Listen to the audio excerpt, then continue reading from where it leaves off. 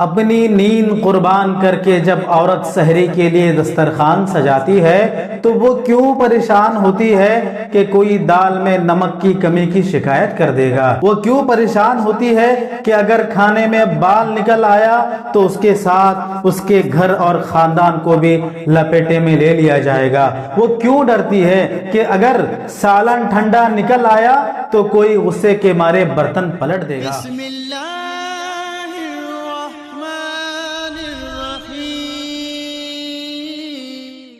الحمدللہ رب العالمین والصلاة والسلام علی سیدنا المرسلین اما بعد اعوذ باللہ من الشیطان الرجیم بسم اللہ الرحمن الرحیم ان اکرمکم عند اللہ اتقاکم وقال النبی صلی اللہ علیہ وسلم کلکم راع وکلکم مسئول عن رعیتہ۔ معزز ناظرین، قرآن کریم میں اللہ رب العالمین کا فرمان ہے کہ تم میں سے اللہ کے نزدیک عزت والا اور احترام والا وہی شخص ہے جو تم میں سب سے زیادہ اللہ رب العالمین سے ڈرنے والا ہو۔ پیارے نبی صلی اللہ علیہ وسلم کی ایک حدیث جو میں نے ابھی پڑھی، اس کا ترجمہ یوں ہے کہ کلکم راعٍ، کہ تم سب کے سب ذمہ دار ہو، وَكُلُّكُمْ مَسْئُولٌ، اور تم میں سے ہر کوئی پوچھا جائے گا عن رعیتہ، اپنے ماتحتوں یا اپنی ذمہ داریوں کے بارے میں۔ اس حوالے سے ماہ مقدس میں عورت کا احترام، عورت کی تکریم اور اس کے ساتھ کیے جانے والے برتاؤ سے متعلق چند باتیں میں آپ کے سامنے رکھنے کی کوشش کروں گا۔ محترم ناظرین، ہم میں سے ہر کوئی یہ تسلیم کرتا ہے کہ عورت تصویر کائنات کا سب سے خوبصورت رنگ ہے، ماں کے قدموں تلے جنت ہے، یہ سبق بچپن ہی سے زیر لب ہوتا ہے۔ بہن پیار کا گہرا سمندر ہے، یہ ہم سب قبول کرتے ہیں۔ بہو گھر کی زینت ہے، یہ ہم سب مانتے ہیں۔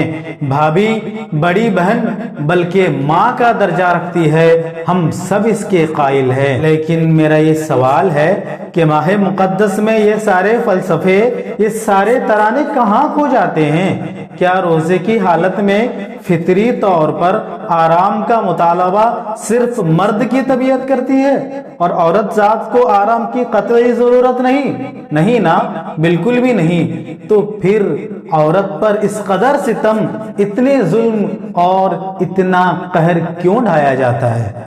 اپنی نیند قربان کر کے جب عورت سحری کے لیے دسترخوان سجاتی ہے تو وہ کیوں پریشان ہوتی ہے کہ کوئی دال میں نمک کی کمی کی شکایت کر دے گا؟ وہ کیوں پریشان ہوتی ہے کہ اگر کھانے میں بال نکل آیا تو اس کے ساتھ اس کے گھر اور خاندان کو بھی لپیٹے میں لے لیا جائے گا؟ وہ کیوں ڈرتی ہے کہ اگر سالن ٹھنڈا نکل آیا تو کوئی غصے کے مارے برتن پلٹ دے گا؟ ساس کے سامنے چائے پیش کرتے ہوئے وہ کیوں گھبراتی ہے کہ چائے میں چینی یا شکر کی کمی یا بیشی کی شکایت ہو گئی تو اس کے ساتھ اس کے ماں باپ اور اس کے رشتہ داروں کو بھی چپیٹے میں لے لیا جائے گا اور اسے طرح طرح کے تانے سننے پڑیں گے؟ سچ تو یہ ہے کہ مرد نے صرف اپنی جھوٹی انا کی تسکین کے لیے عورت پر اس قدر ستم ڈھائے، اتنا ظلم کیا کہ وہ یہ کہنے پر مجبور ہو گئی، تم بھی آخر ہو مرد کیا جانو، تم بھی آخر ہو مرد کیا جانو، ایک عورت کا درد کیا جانو۔ معزز ناظرین، ذرا سوچئے اور اپنے گریبان میں جھانکیے کہ بحیثیت سسر ہم اپنے بہو کی کتنی عزت کرتے ہیں، بحیثیت بھائی ہم اپنی بہنوں کے ساتھ کیا معاملہ کرتے ہیں، بحیثیت دیور ہم نے اپنی بھابھیوں کے ساتھ کیا معاملہ روا رکھا ہے، اور بحیثیت اولاد اس ماہ مقدس میں میں ہم اپنی ماں کے ساتھ کیا معاملہ کرتے ہیں؟ روزے کی حالت میں صبح سویرے برتن مانجنے میں اگر تھوڑی سی تاخیر ہو گئی تو خواہ مخواہ چلا کر ہنگامہ برپا کر کے پڑوسیوں کے سامنے عورت کو ذلیل کرنا کہاں تک درست ہے؟ محترم ناظرین، عورت گھر کی شان ہے، گھر کی رونق ہے، گھر کی زینت ہے، گھر کا سکون ہے، بلکہ عورت تصویر کائنات کا سب سے خوبصورت رنگ ہے۔ علامہ اقبال نے کیا ہی خوبصورت کہا ہے کہ وجود زن سے ہے تصویر کائنات میں رنگ، وجود زن سے ہے تصویر کائنات میں رنگ، اسی کے ساز سے ہے زندگی کا سوزے دروں۔ اگر یہ سچ ہے تو کیا عورت کے ساتھ لونڈیوں جیسا معاملہ کر کے، لونڈیوں جیسا برتاؤ کر کے ہماری نمازیں، ہمارے روزے، ہمارے قیام اور ہمارے صدقات و خیرات اللہ کے حضور قبول ہو جائیں گے؟ نہیں نا، ہرگز نہیں۔ وہ اللہ رب العالمین ہے، اسے ہمارے ہر چھوٹے بڑے معاملے کی بخوبی خبر ہوتی ہے، اور وہ عورت کے ساتھ اس قدر ظلم برداشت نہیں کرے گا۔ حد تو یہ ہے کہ جب عید کی تیاریاں کی جاتی ہیں تو پورے ماہ ہمارے آرام کا خیال رکھنے والی عورت ہمیں سب سے اخیر میں یاد آتی ہے، اس کے شوق اور اس کی جائز خواہشات کا ہمیں کچھ پاس نہیں ہوتا، اور ہم یہ کیوں بھول جاتے ہیں کہ پورے سال میں خوشی منانے کا عورت کے لیے بھی سب سے بڑا مقام اور سب سے بڑا موقع یہی ہوتا ہے۔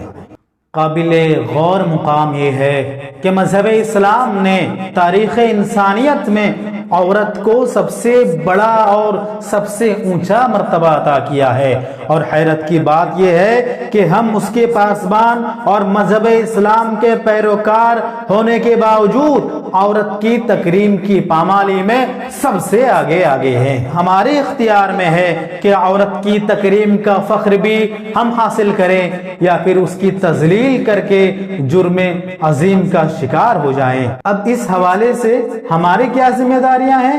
توجہ سے سماعت فرمائیں۔ عورت سے کوئی بھی کام لیتے ہوئے، عورت کو کوئی بھی حکم دیتے ہوئے، اس سے کسی بھی طرح کا کوئی بھی چھوٹا یا بڑا کام لیتے ہوئے بد زبانی اور غیر شائستہ زبان کا قطعی استعمال نہ کریں۔ اور دوسری بات جس کا ہمیں لحاظ رکھنا چاہیے وہ یہ کہ خواہ مخواہ یہ کرو، یہ نہ کرو، اس کام کو اس طرح نہ کرو، اس کام کو ایسے کرو، جیسے ہدایات دے کر عورت کو خواہ مخواہ پریشان نہ کریں۔ اور ایک بات کا خصوصی طور پر ہمیں لحاظ کرنا ہوگا کہ گھر میں آمد و رفت کے وقت، کھانے پینے کی فرمائش کرتے وقت ضرور ایک بار سوچیں کہ ہماری بہن، ہماری ماں، ہماری بھابھی یا ہماری بیوی بھی ہماری طرح روزے سے تھی اور اسے بھی آرام کی ضرورت ہے۔ اگر ہم نے اپنی ذمہ داریوں کو احساس کیا اور اپنے معاملات کی اصلاح کی اور عورت کو اس کا مقام اور اس کا مرتبہ دیا تو انشاءاللہ بہت جلد ہمارا سماج ایک مثالی اسلامی معاشرے کی شکل میں ابھرے گا، جو ہماری ذات کے ساتھ قوم و ملت کی کامیابی اور قوم کے حق میں فخر کا سبب بھی ہوگا۔ معزز ناظرین، اب سنجیدگی کے ساتھ عورت کو اس کا واجبی مقام دینا ہمارا اور آپ کا مذہبی اور اخلاقی فریضہ ہے، ورنہ اس کے بغیر ہمارے درمیان رمضان رہے گا اور چلا جائے گا، عید ہمارے آنگن میں آ تو جائے گی لیکن عید کی حقیقی خوشی سے ہم اور آپ محروم رہ جائیں گے۔ جو ہوا سو ہوا، اللہ ہمیں معاف کرے۔ ایک بار ضرور سوچیں کہ فکر نکہت ہے کتنی مالی کو، فکر نکہت ہے کتنی مالی کو، ہے چمن میں مقام گل کتنا۔ اللہ رب العالمین ہم سب کو شعوری طور پر عورت کو اس کا جائز اور واجبی حق اور مقام دینے کی توفیق عطا فرمائے، آمین۔ وآخر دعوانا ان الحمدللہ رب العالمین۔ اگر آپ نے یہاں تک ہماری ویڈیو دیکھ لی ہے تو ہم آپ کے شکر گزار ہیں، اور اللہ رب العالمین سے دعا ہے کہ اللہ رب العالمین آپ کو ماہ مقدس کے تمام فیوز و برکات سے نوازے، آمین۔ اگر آپ پہلی مرتبہ ہمارے چینل پر تشریف لائے ہیں تو آپ سے ادباً التماس ہے کہ چینل کو ضرور سبسکرائب کرتے جائیں، اور اگر ہماری کوشش اچھی لگی ہے ویڈیو کو لائک اور شیئر ضرور کریں۔